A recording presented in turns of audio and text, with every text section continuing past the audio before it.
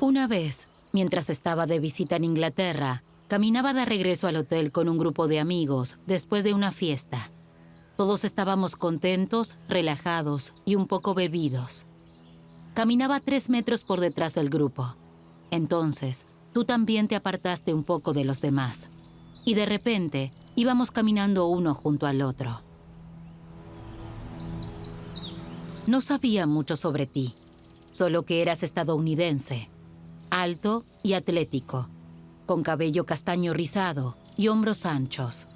Me miraste y dijiste, ¿sabías que tus abuelos mataron a los míos? Me sentó como si hubieras agarrado un bate de béisbol y me hubieras golpeado en la cara con él. Ese fue mi primer encuentro con un judío. Yo tenía 21 años.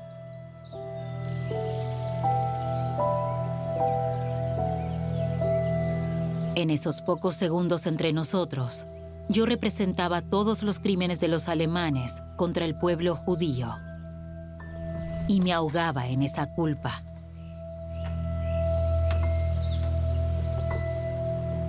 Nunca más volví a verte, pero tú generaste una pregunta en mí.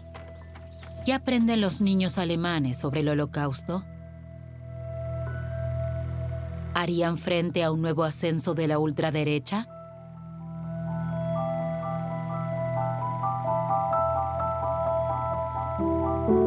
Suena como un mantra de mi época escolar. Nunca más, nunca más, nunca más. ¿O acaso no es más que pura retórica para eliminar del debate público alemán un tema claramente contaminado? Crecí en una zona rural en el oeste de Alemania. Así se veía en torno a 1933. A día de hoy, no parece haber cambiado mucho. En Osburen no hay panadería, ni carnicería, ni tiendas. Ni siquiera una iglesia. Mi infancia fue como el principio de una historia de los hermanos Grimm. Mi madre me recogía en caballo del jardín de infantes. Mi padre me dejaba manejar su tractor y yo hacía los deberes sobre un montón de heno. Hasta que, como todo adolescente en Alemania, participé en una lección que cambió para siempre mi visión del mundo.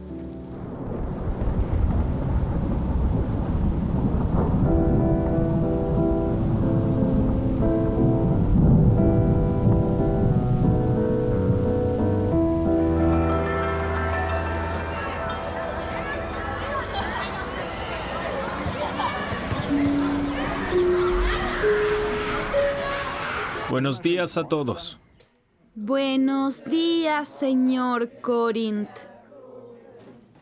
Hoy me gustaría que recopiláramos lo que saben o creen saber sobre la época de la que vamos a hablar hoy, el período entre 1933 a 1945. ¿Quién quiere empezar? Hitler hizo perseguir a los judíos y también inició la Segunda Guerra Mundial. Exacto. Creo que lo que Hitler quería en realidad era dominar el mundo. Y él hizo todo lo que pudo para expulsar a los extranjeros y hacerse con el poder. Esa fue la época del muro, ¿no? Si acaso la muralla china. ¿Por qué rubio y de ojos azules? Porque el alemán típico tiene cabello rubio y ojos azules. Sí. A esas personas se las llamaba arios. Los arios eran considerados la raza humana superior. ¿Y quién era la inferior? ¿Quiénes eran presuntamente las criaturas humanas más bajas? Los judíos. Sí. Solo porque las mujeres y niñas rubias y de ojos azules no fueran asesinadas, no quiere decir que lo tuvieran fácil en aquella época. Por ejemplo, yo tengo el cabello oscuro, pero también soy alemana. ¿También me podrían haber asesinado?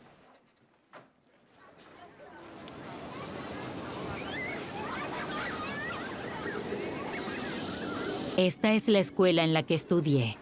Una escuela ordinaria en un pueblo ordinario.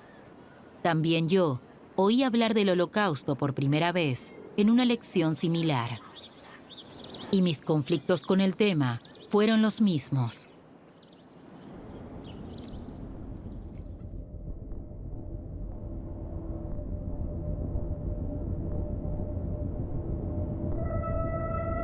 La pregunta que atormenta a todo alemán que intenta comprender el Holocausto es: ¿por qué? ¿Por qué nosotros? ¿Por qué en Alemania? La mayoría de países en Europa tenían tendencias antisemitas. Pero, ¿por qué esto evolucionó en Alemania en el asesinato sistemático de las minorías? Sospecho que el apoyo incondicional de los alemanes a Hitler estaba arraigado en su educación. Busqué en los archivos locales testimonios de la época escolar de nuestros abuelos y encontré algo interesante. En el año 1934, el fotógrafo Ludwig Müller utilizaba su laboratorio para revelar rollos de película. Su motivo favorito era su hija Irmgard. Incluso coloreó con cariño las tomas en las que ella aparecía. Pero además de fotografiar a su hija, también filmó el día a día en su escuela.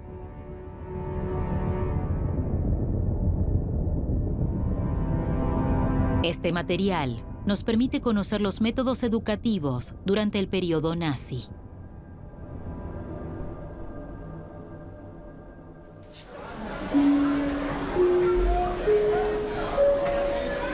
Levántense, por favor.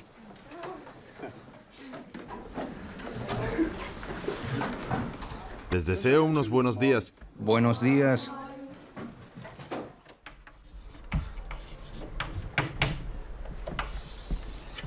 Se trata de un plan, un dibujo, un modelo. ¿Qué ven ustedes?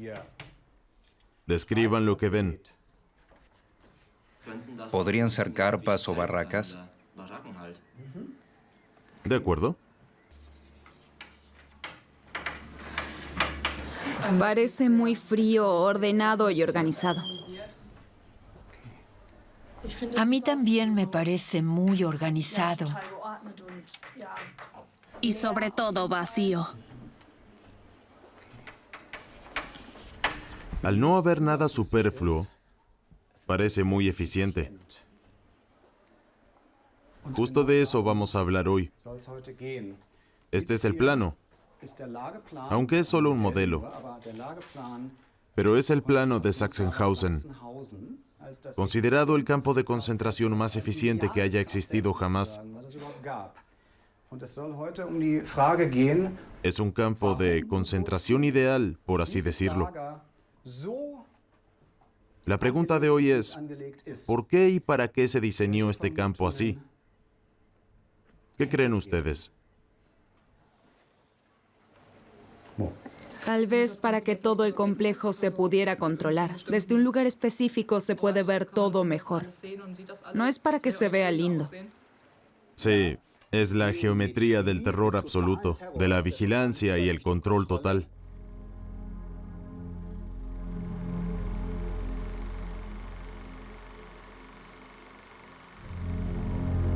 De forma lúdica, los niños adquirían habilidades útiles para el plan maestro de Hitler.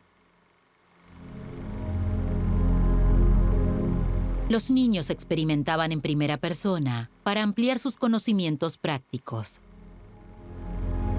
El Ministerio de Educación redujo un número de horas de clase dedicadas a temas humanistas para fomentar otras materias, como la artesanía, el deporte y la formación política. Cada clase debía mejorar la preparación de los niños para la guerra y la lucha.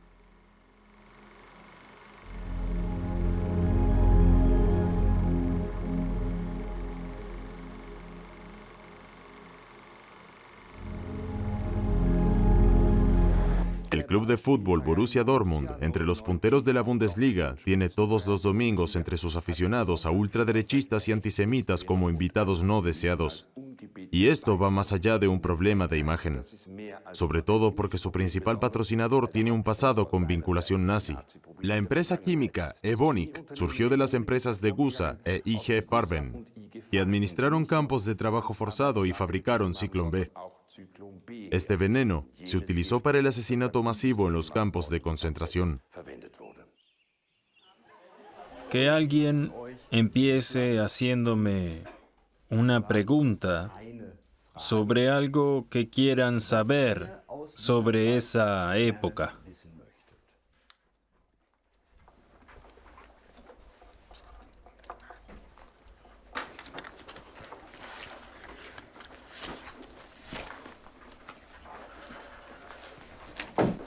¿Por qué no se unieron todos los alemanes contra Hitler? ¿Cómo se construyeron los campos de concentración? ¿Por qué Hitler estaba en contra de los judíos y no de otros extranjeros? ¿A la familia de Hitler le parecía bien lo que él hacía? ¿Se avergüenzan los alemanes hoy en día por Hitler? Esa es una muy buena pregunta. Si los alemanes se avergüenzan hoy de Hitler. Yo no estoy orgullosa de que hiciera algo así, pero tanto como avergonzarme, no, porque no lo conocía. Yo sí me avergüenzo en parte. Todavía hay extranjeros que siguen pensando que todos los alemanes están así de locos. ¿Quién tiene personas entre sus familiares o conocidos a los que no les gusta hablar de este tema? Gente que dice, no quiero hablar de ello, eso pasó hace mucho tiempo. Vaya, son muchos.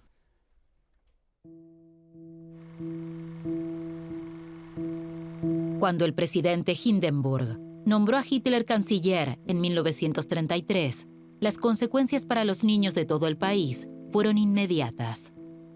Los maestros judíos, liberales y democráticos fueron despedidos y se introdujo un nuevo plan de estudios. Menos matemáticas y lengua y más biología, o más concretamente, genética. Las leyes de herencia genética de Mendel fueron reinterpretadas en un nuevo contexto. Los niños aprendían a distinguir entre plantas con material genético puro o mezclado.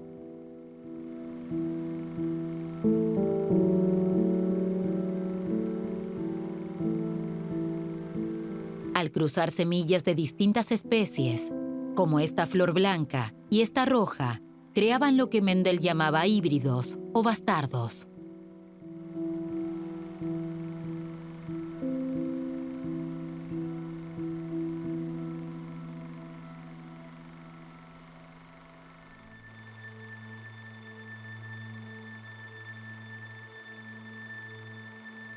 Los nazis se basaban en un método sencillo para hacer dóciles a los niños. El cineasta Ludwig Müller lo representó en esta pequeña escena.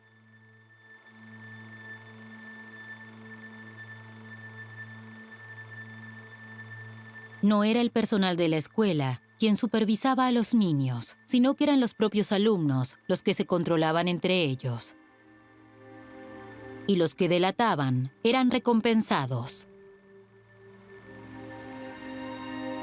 Con este método, los jóvenes ciudadanos se convirtieron en la maquinaria de vigilancia más poderosa del Tercer Reich.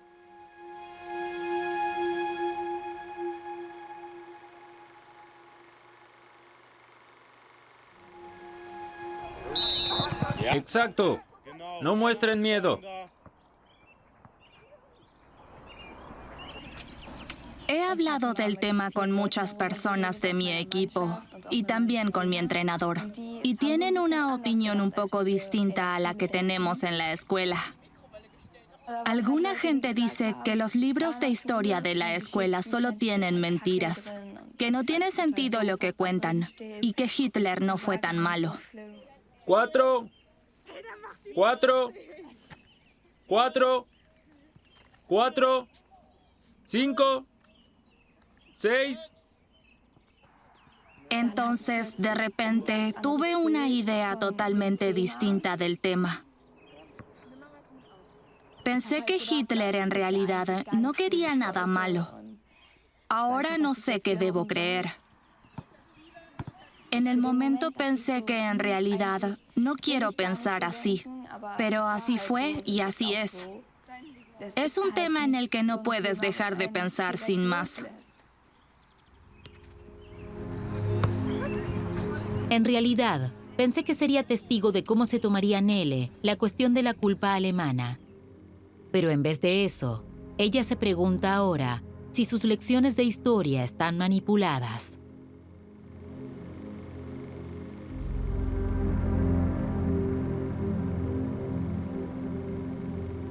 Con Hitler, las escuelas servían de campos de entrenamiento para el servicio militar.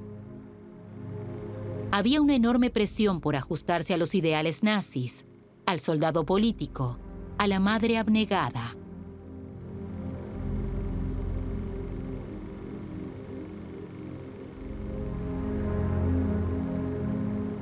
También era prioritaria la educación física.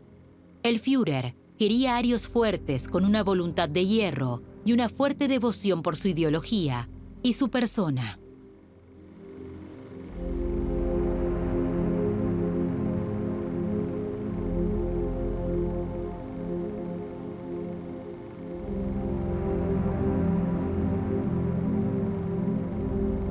Los maestros no dirigían la clase como un grupo de niños pequeños, sino prácticamente como una unidad militar.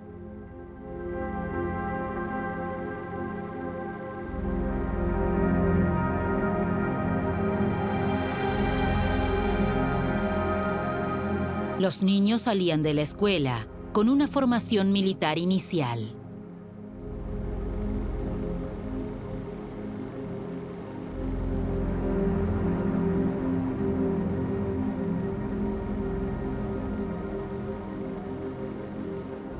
El Club de Tiro de Osburen aún conmemora a los héroes de guerra locales.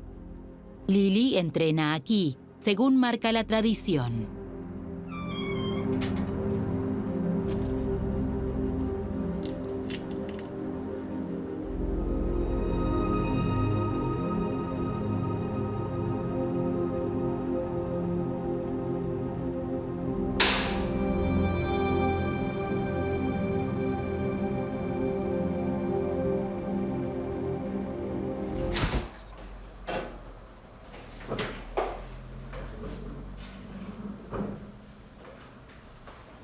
Mamá y yo estábamos en la cocina. Ahí abrimos el cajón y ella me miró en shock. Yo tenía esa cosa en la mano y pensé, ¡qué fuerte! Porque pensaba que mi abuelo no tenía nada que ver con eso. Pero resulta que había una esvástica en su medalla. Y yo pensé, oh no, no sabía qué debía hacer. Y la volví a colocar rápido en el cajón. Por eso quería hablarlo con él. Probablemente hable mucho de ello, pero no delante de nosotros. No sé si cree que no estamos preparadas para eso. Claro que no es nada agradable.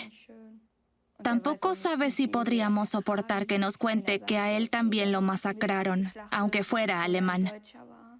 O que, si no teníamos la misma opinión, dejaríamos de hablarle o algo así.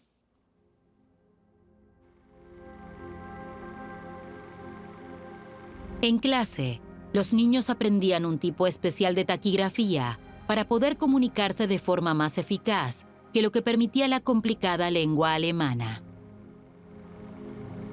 Con esta forma de escritura, los niños eran capaces de leer y escribir en solo 6 semanas.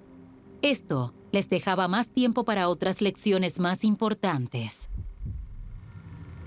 La guerra estaba ya próxima y se necesitaban todos los efectivos posibles, no solo para el ejército regular, sino también para las SS, la CSA y la Gestapo.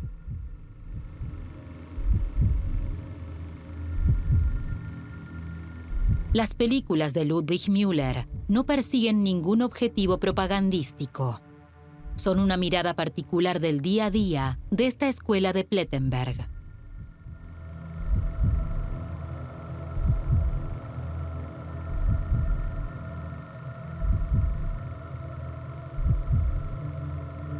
Lo que Müller inmortalizó era la cotidianidad normal de la época, que era similar a la de todas las escuelas alemanas.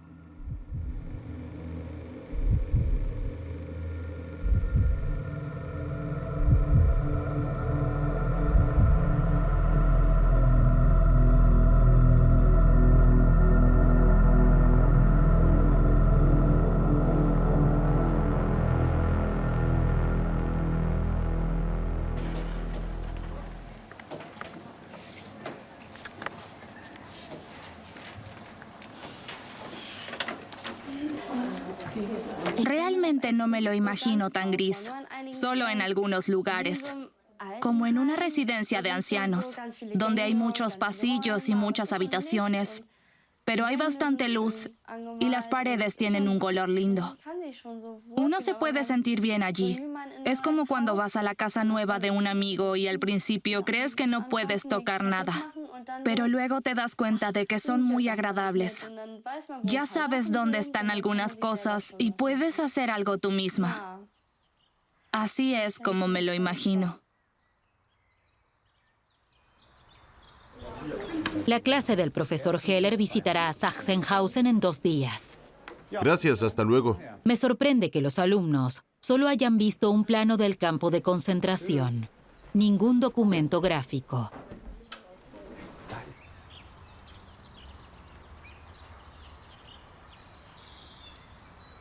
Sachsenhausen sirvió como campo de entrenamiento para los oficiales de las SS, que más tarde supervisarían otros campos. Miles de alumnos pasan por este lugar conmemorativo cada año. La clase tiene exactamente 60 minutos para recorrerlo.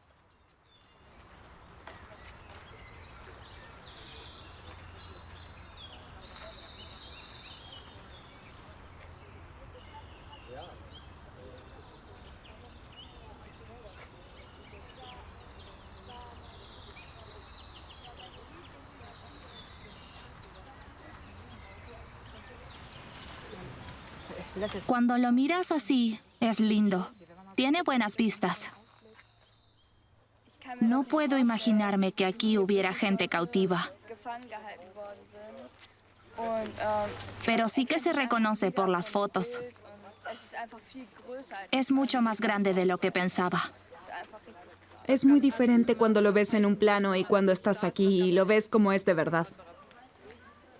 Lo único que puedo imaginarme es que la gente debió de pasar mucho miedo aquí.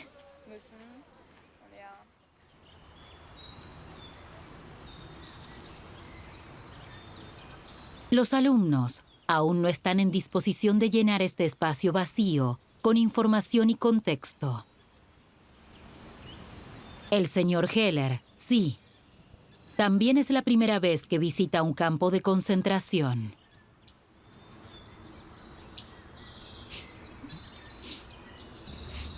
Aquí hay una cadena. Seguramente se paraban aquí primero y luego dentro.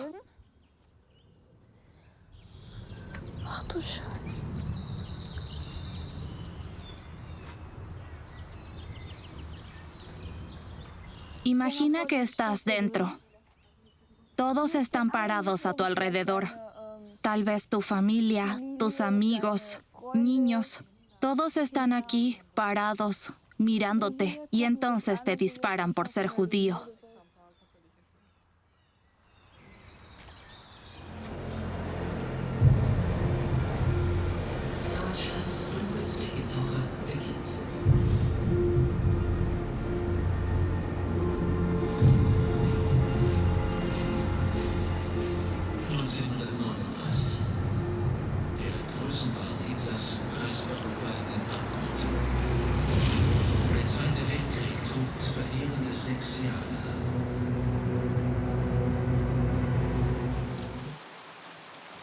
Hola, Nele. A pesar de que era muy pequeña, me acuerdo muy bien de las cosas que pasaban, de lo que vivimos. Te lo debes imaginar así. Yo crecí en un asentamiento enorme, en la colonia Rudolf Hess. Era de lo mejor, tenía sótano y lavadero. Entonces pensabas, es estupendo. Todo esto lo han hecho aquí para nosotros. Lo demás nos pasaba desapercibido. O tal vez queríamos que nos pasara desapercibido. Allí había trabajo para todos.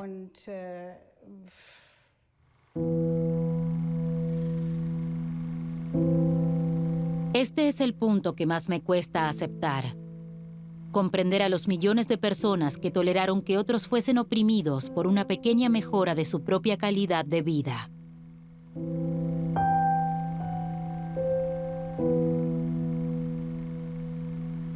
¿Qué hace falta para educar a toda una generación en la creencia de una raza superior y hacerla cómplice del mayor genocidio selectivo de la historia en territorio europeo?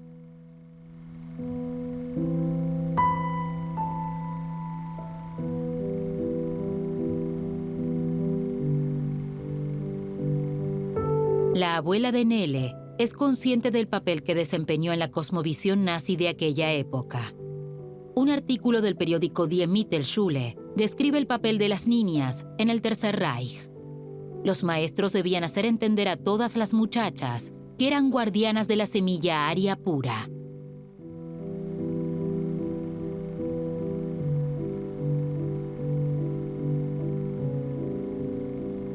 Se instaba a las muchachas a no casarse por amor, sino a hacerlo con un hombre con genes sanos. Para ello había que analizar exhaustivamente el árbol genealógico de su potencial esposo y asegurarse de que su linaje no estaba contaminado.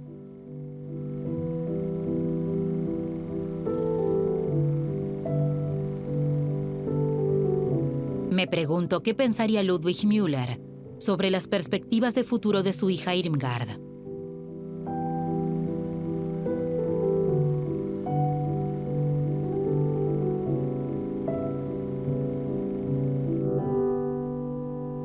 No se puede olvidar la historia sin más, pero también hay que tener cuidado con lo que se dice, como lo que me estás contando ahora. Así son las historias que se suelen contar. ¿Qué quieres decir con que hay que tener cuidado? Por ejemplo, el respeto hacia quienes lucharon. Si yo hubiera sido tú de pequeña, no me habría atrevido a preguntar qué pasaba. Tú tampoco te atreviste. Quizás no solo es que yo no me atreviese.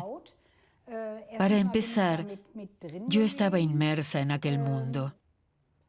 No era algo de lo que se hablase. A todos les iba bien de nuevo. Había crecimiento. ¿Qué sería aquello sobre lo que debíamos hablar? Solo espero sinceramente que ustedes lo hagan mejor y que no se dejen manipular así.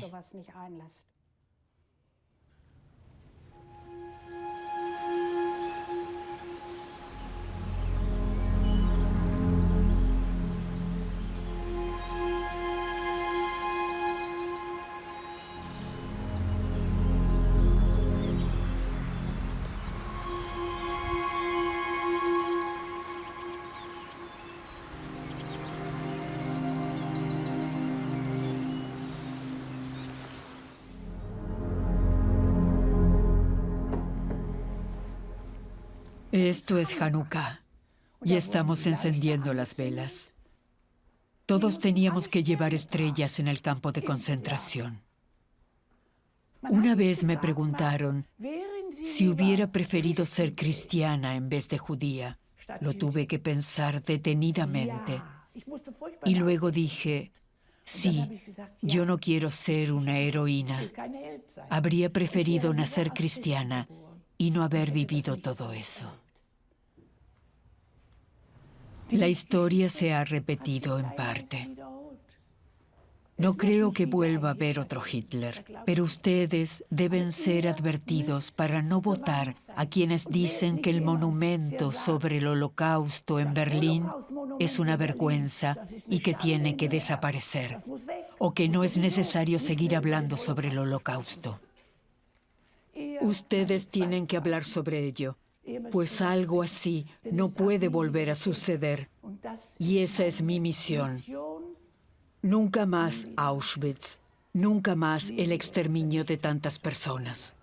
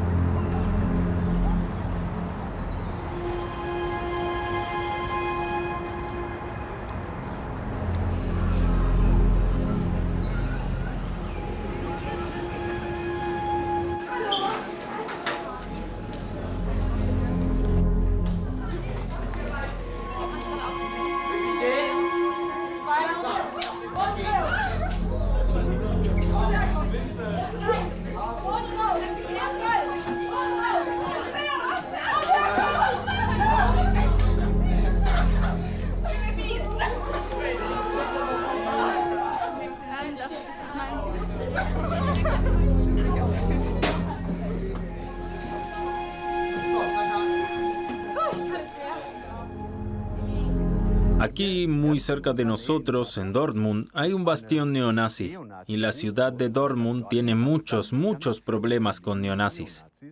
Sé, por gente que vive en Dortmund, que estos neonazis son muy odiados, por suerte, y que muchos ciudadanos salen a la calle a protestar contra la violencia de extrema derecha y contra los ultraderechistas. Pero Dortmund tiene muchos problemas con este hecho especialmente.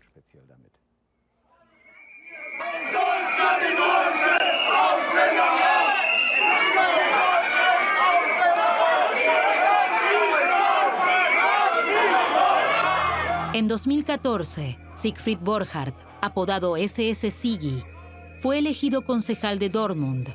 Acto seguido, sus partidarios intentaron asaltar el ayuntamiento.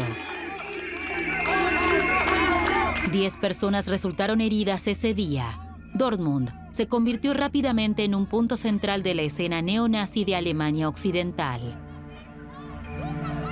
Sus camisetas amarillas y negras son una referencia deliberada a la equipación del club de fútbol Borussia Dortmund.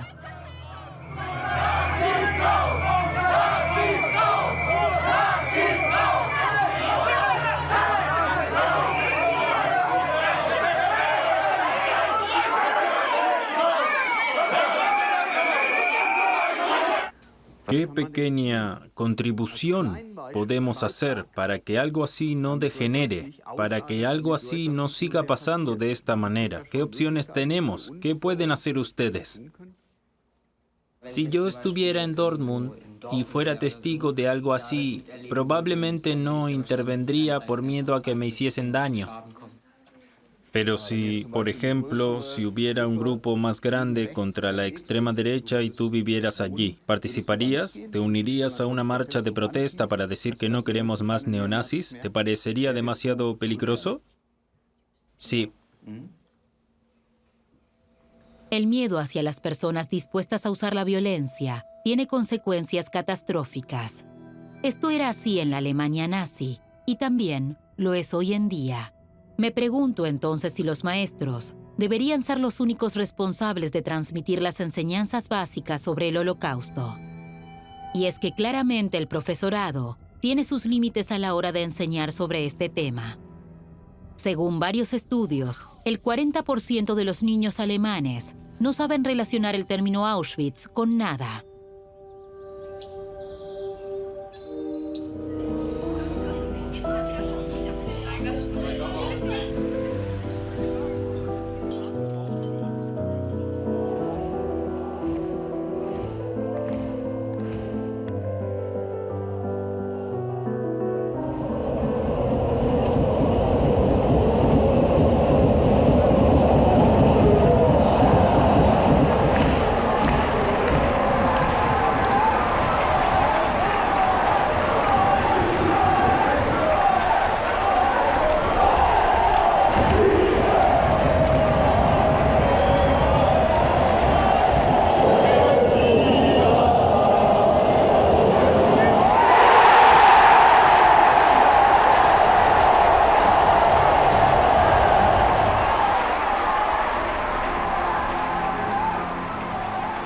El Borussia Dortmund prohíbe una y otra vez la entrada de seguidores ultraderechistas al estadio. Pero escuchar consignas nazis durante los partidos ya no sorprende a los jóvenes aficionados del club. Y esa aparente normalidad me preocupa.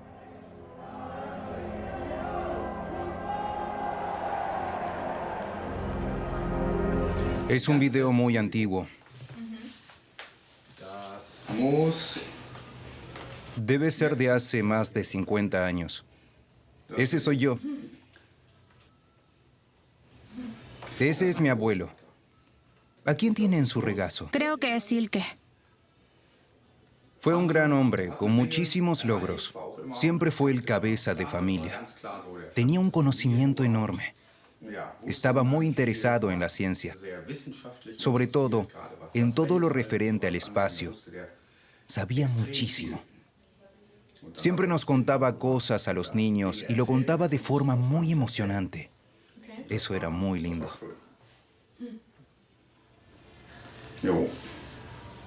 Después de la Segunda Guerra Mundial se celebraron los juicios de Nuremberg.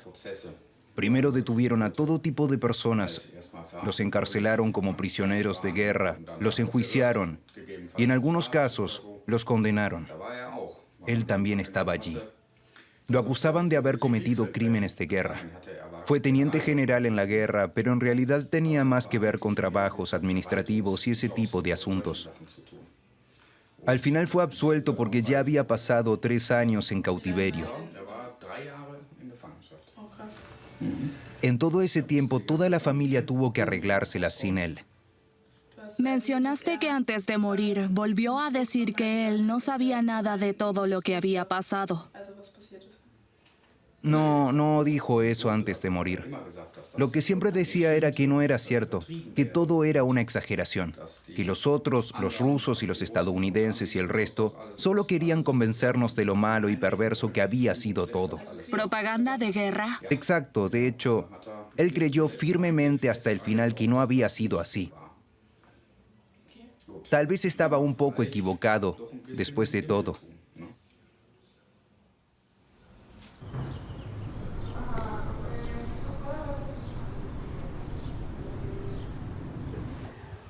La Rosa Blanca fue uno de los grupos en los que la gente se reunió debido a aquella situación y dijo, esto no puede seguir así, tenemos que hacer algo al respecto, no podemos aceptarlo y soportarlo sin más. Si un Estado no respeta los derechos humanos, entonces la resistencia es legal y está permitida. La última lección, antes de las vacaciones de verano. Los niños apenas pueden esperar a que suene el timbre de la escuela. Les han enseñado lo mismo que a mí hace 15 años. Somos responsables de que algo así no vuelva a ocurrir. A menudo parece que por nuestra nacionalidad deberíamos conocer en profundidad el contexto de la Segunda Guerra Mundial. Pero, ¿acaso reconoceríamos siquiera si volviera a surgir una tendencia similar?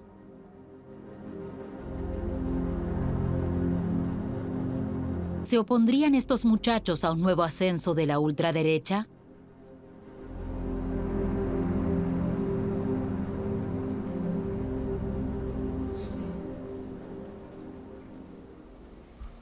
¿Quién está seguro de que habría tenido el valor de haber opuesto resistencia en aquel entonces?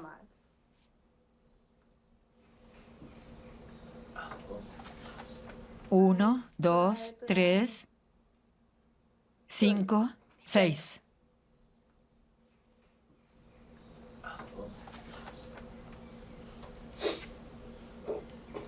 Creo que mi familia es en general un poco más reservada al respecto, porque tenemos nuestra vida y no hablamos de ello muy a menudo. Tal vez porque no suelo preguntar en casa.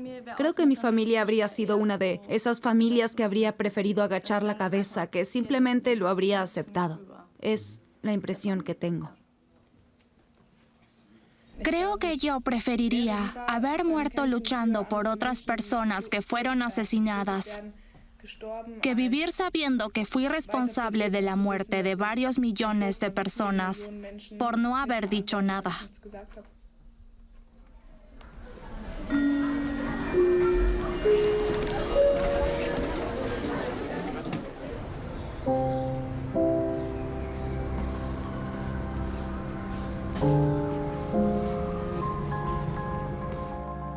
Pronto, no habrá más testigos de la época que cuenten sus experiencias bajo el régimen nazi. Pero tampoco alemanes como la abuela de Nele, que recuerda cómo empezó todo, con la sensación de ser privilegiados y agasajados. Un derecho a tener más.